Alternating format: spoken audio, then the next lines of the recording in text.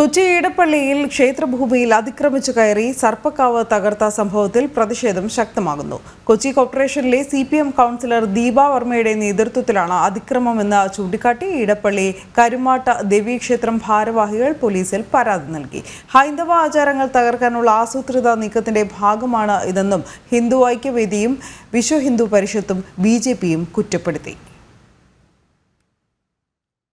കഴിഞ്ഞയാഴ്ചയാണ് കരുമാട്ട് തറവാട് കുടുംബക്ഷേത്രമായ ഇടപ്പള്ളി കരുമാട്ട് ദേവീക്ഷേത്രത്തിലെ സർപ്പപാലമരത്തിന്റെ വലിയ ശിഖരങ്ങൾ ക്ഷേത്രഭാരവാഹികളുടെ അനുമതിയില്ലാതെ വെട്ടിയിട്ട് ഇതിനിടയിലുണ്ടായിരുന്ന സർപ്പക്കാവും പ്രതിഷ്ഠയുമെല്ലാം നശിപ്പിച്ചത്.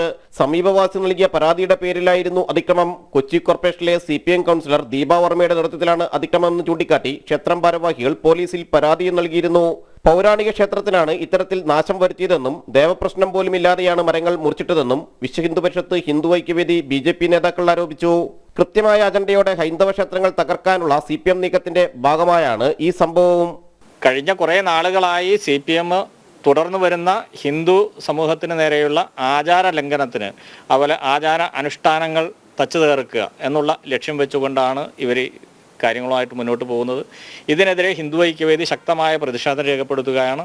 ഇടതുപക്ഷത്തിൻ്റെ പൂർണ്ണ ഉത്തരവാദിത്തോടുകൂടി ചെയ്തിട്ടുള്ളതാണ്. കാര്യം ഈ ഡിവിഷൻ ഭരിക്കുന്നത് ഇവിടുത്തെ ഇടതുപക്ഷമാണ്. അവിടുത്തെ കൗൺസിലറായിട്ടുള്ള ദീപാ വർമ്മ അവരും അവരുടെ ഭർത്താവിൻ്റെ മേൽനോട്ടത്തിൽ ഇത് കൃത്യമായ അജണ്ടയോടുകൂടി ഹിന്ദുക്കളുടെ ആചാരങ്ങളും അനുഷ്ഠാനങ്ങളും വിശ്വാസങ്ങളും എങ്ങനെയെല്ലാം തകർക്കാം എന്നുള്ള ഉദ്ദേശത്തോടുകൂടി പൂർണ്ണമായും ആസൂത്രിതമായി ചെയ്ത ഒരു കാര്യം തന്നെയാണ്. പൗരാണിക ക്ഷേത്രമായ ഇടപ്പള്ളി കരുമാട്ട് ദേവീക്ഷേത്രത്തിന്റെ പുനരുദ്ധാരണം കഴിഞ്ഞ മാർച്ചിലായിരുന്നു. പരിസരവാസി കോർപ്പറേഷന് നൽകിയ പരാതിയുടെ അടിസ്ഥാനത്തിലാണ് മരം വെട്ടിയതെന്നാണ് കൗൺസിലറുടെ വിശദീകരണം.